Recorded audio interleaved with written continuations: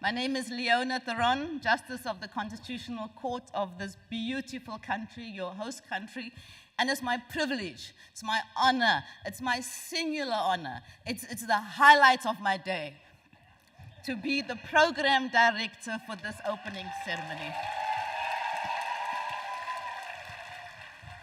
The theme of this conference could not be more urgent and more vital. Women in leadership. Let me remind you, every woman that's here today from the judiciary, from outside of the judiciary, you are here because you are women in leadership and you can and you're going to make a difference. I love going to work at the Constitutional Court. Why? Mainly because a judge with an acute sense of justice and a true champion of gender equality. This term, we might have more women at the court than men. Philosophy that one's mission in life should not be merely to serve, but to thrive. She does it with passion, compassion, humor, and as you can see, a great sense of style. I am talking about the first woman to be appointed as Chief Justice of the Republic of South Africa. And do you know, besides all of us who recognized her talent, who recognized that she should be the leader, was the Honorable President of South Africa, Mr. Ramaphosa.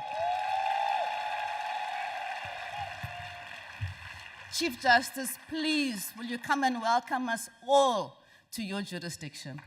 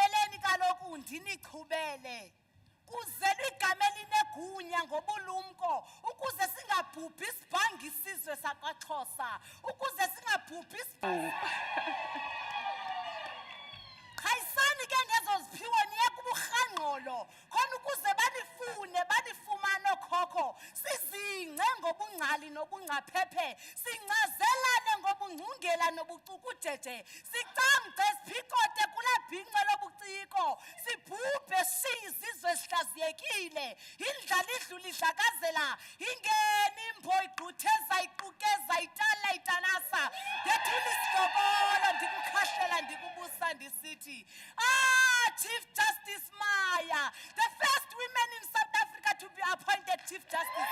Not because she was born for it, but because she had been touched by it.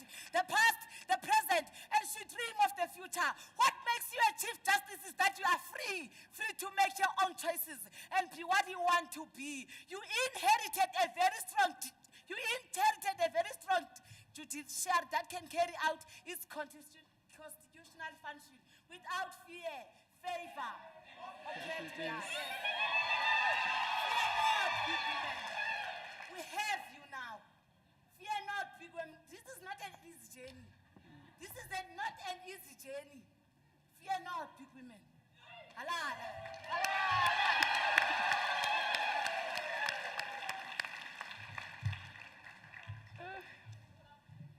That brought a lump to my throat. Thank you, young lady. And thank you, Justice Theron, for those kind words.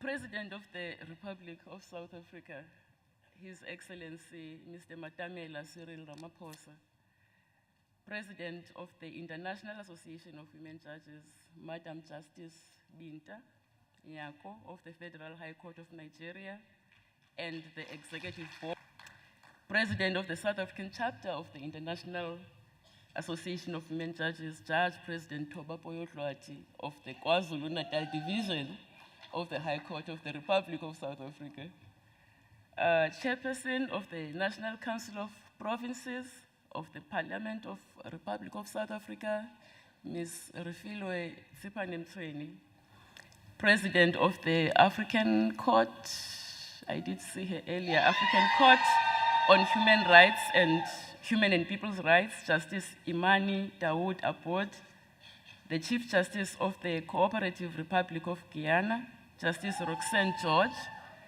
the Chief Justice of the Federal Republic of Nigeria, Justice Kudirat Kekere Edun,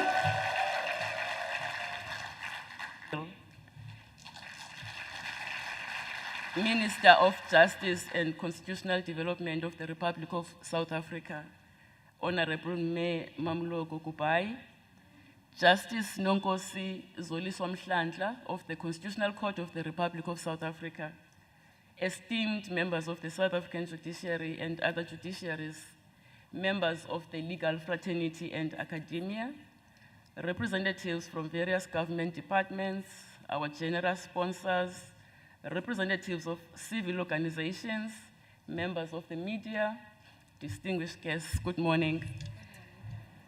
On behalf of the hosts of this conference, the International Association of Women Judges, the IAWJ, and its South African chapter, the SAG-IAWJ, it is a distinct one of its few on African soil in its 33 years of existence, and certainly the first in South Africa, in our beautiful country.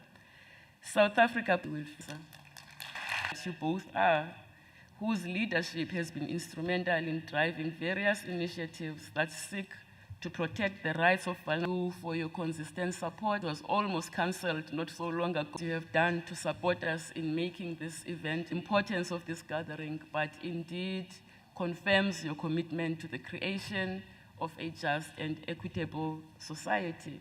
Siyabulela kakhulu usenze abantu ezizweni,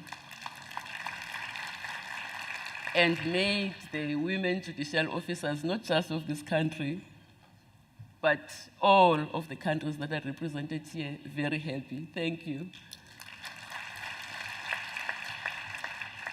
I would also like to welcome and express our deep appreciation to our other key sponsors and collaborators, the Premier of the Western Cape Province, the City of Cape Town, and South African Tourism, who supported us in all sorts of ways, right from the inception of what seemed an impossible dream.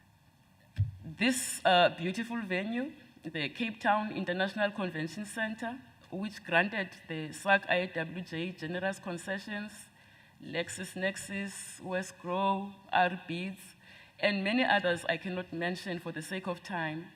I also extend a warm welcome to all our speakers and all the participants who have traveled from all corners of the world. Stands for and does for the benefit of those among us who may not know. The IAWJ is a global network of over 6,500 women judicial officers from just under 150 international jurisdictions, with its headquarters located in Washington, D.C. in the United States of America. It was formed to promote and empower women judges from all levels of the judiciaries, to uproot gender bias from judicial systems and societies, end discriminatory laws, advance gender-responsive courts, and women's access to the courts, and promotes itself with the goals of its mother body, and comprises a group of women judges and magistrates, as well as like-minded male judicial officers who embrace the objectives of the professional advancement of its members and other women legal professionals, and the promotion of women's and children's rights across the board. The theme for this year's conference, Resilience, Women in Leadership to End Gender-Based Violence and Femicide, is a powerful and relevant focus of the organization.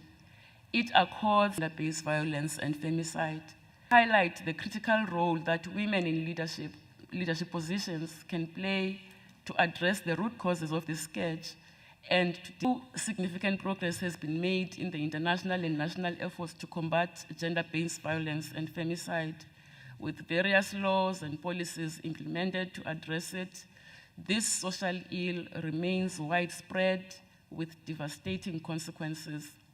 Approximate partners or family members in 2023 pay testament to the fact that the most dangerous place for women and girls remains the home. And most shamefully, despite all the laudable policy and legislative interventions in place, many of them initiated by the president himself, South Africa has for many years now held the ignominious title of being at the very top of countries that cannibalize their women and children, and has the highest levels of gender-based violence and the plundering of its children. South Africa's latest crime statistics, December 2024, and in those 60 days, a staggering 11,803 cases of rape were recorded, and 2,990 more for what are defined as sexual assault and sexual offenses were reported. There is, of course, no, including fear of further matatiele, clearly shows that the war against which identified justices go unreported or do not make the case to determine their weaknesses. Gatherings of the nature of this conference are a critical component of the machinery that brings together the parties with the skills for judicial officers, sexual harassment,